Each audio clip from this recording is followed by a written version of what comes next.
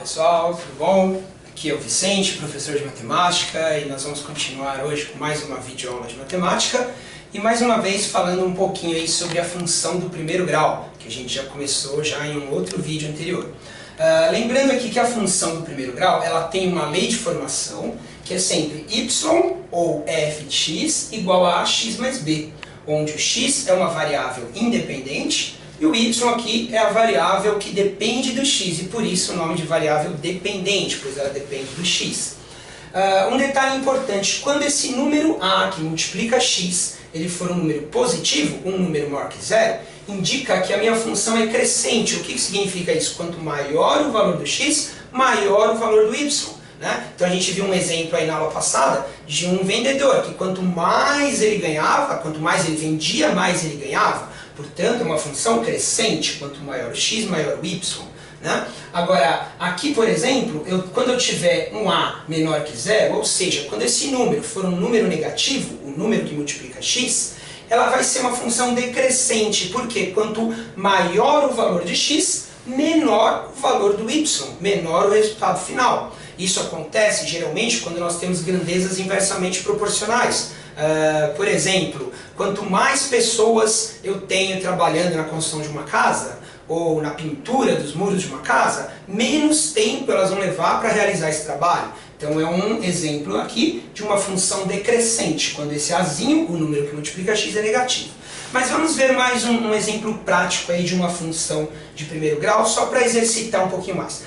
Imagina, por exemplo, que uma pequena empresa tenha o seu faturamento representado aqui pela letra F, e esse faturamento, na verdade, eu vou chamar de faturamento líquido, que seria basicamente aí o lucro da empresa. Né? E esse lucro que ela tem, ela depende de uma certa lei de formação, que eu vou colocar aqui para vocês, ó, como sendo 4x menos 1.448.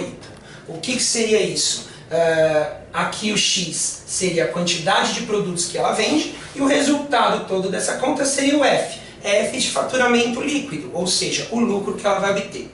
E aí eu vou fazer uma pergunta bem diferente, vamos lá. É claro que aqui a gente pode observar alguns detalhes, né? Se ela não vender nada, o que vai acontecer com o faturamento dela? Se ela não vender nada, o x é zero. 4 vezes 0 é 0. Vai sobrar aqui um número negativo. Significa que ela teria um prejuízo de R$ 1.448. Porque se o x for zero, se ela não vender nada, eu terei f igual a zero menos 1.448.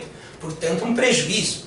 A minha pergunta é, quantas peças, no mínimo, essa empresa poderia vender para que ela tivesse lucro? Ou seja, para que ela não tivesse prejuízo? Então, a partir de que quantidade de produtos ela deve vender para obter lucro? Como é que eu posso fazer esse problema? Vamos pensar um pouquinho? Então vamos lá, quem quiser dar um pause aí para tentar pode fazer isso, aqui a gente vai direto, né? Então vamos pensar, se esse resultado todo fosse zero, ou seja, se o f desse zero, ela não teria nem lucro nem prejuízo. Então vamos contar, vamos tentar descobrir qual a quantidade de produtos ela teria que vender para não ter nem lucro nem prejuízo. Então vamos igualar aqui o f a zero. Se o f for zero, substituindo aqui, ia ficar zero no lugar do f, igual a 4x menos 1.448, certo? E aí eu resolvo essa equação de uma maneira muito simples, isolando aqui a letra x. E aí cabe um detalhe bem importante aqui, ó. A gente fala assim, passa esse número para lá, tem que tomar um pouquinho de cuidado com isso, tá? Na verdade o número ele não sai voando de um lado para o outro. Quando a gente fala passa esse número para o outro lado, a gente está simplesmente adicionando um mesmo número dos dois lados. A equação é como se fosse uma balança de pratos, que está equilibrada porque o peso de um prato é igual ao outro, por isso é igualdade. Se eu tirar ou colocar a mesma quantidade de peso nos dois pratos, os pratos continuam nivelados, continuam equilibrados, e por isso a igualdade se mantém. É o que a gente faz na equação. Então, adicionando aqui o mesmo número dos dois lados, ela vai continuar equilibrada, portanto, vale a igualdade. Mas na prática a gente pode fazer isso de uma forma mais simples, né? Então a gente costuma dizer que o número passou para o outro lado e mudou de sinal, mas não foi isso. Aqui a gente adiciona o mesmo número dos dois lados e fica 4x igual a 1.448. Se a gente agora quiser passar esse 4 dividindo, eu lembro que não é isso que é feito, né? Não é um número que passa dividindo, a gente divide os dois lados pelo número 4. Aqui no Brasil, a gente costuma passar o 4 para lá e falar, passa o 4 dividindo. Se você vê um aluno nos Estados Unidos fazendo isso, você vai ver que ele não pula essa passagem. Olha, ele vai resolver isso de que forma? Ele divide por x, né? Na verdade, que divide por 4, divide por 4. E aí ele corta esse 4 com esse, sobra x, e aqui aparece o 1448 dividido por 4, certo? E aí a gente faz essa pequena continha aí, que vai dar 362, e este é o número de produtos que ele precisa vender para não ter nem lucro nem prejuízo. Então, se essa indústria vender nesse mês 362 produtos, ela não tem nem lucro nem prejuízo. Ela não ganhou nada, mas também não perdeu. Mas a pergunta é, quantos produtos no mínimo ela precisa vender para que ela comece a obter lucro? Para que ela precise obter lucro, ela tem que vender um pouco a mais que isso. Ou seja, uma unidade a mais, ela já terá lucro. Então, qual seria a resposta? 363 produtos. Tá? Se 363 produtos, ela já começa a ter lucro aqui, porque esse F já vai dar um número positivo.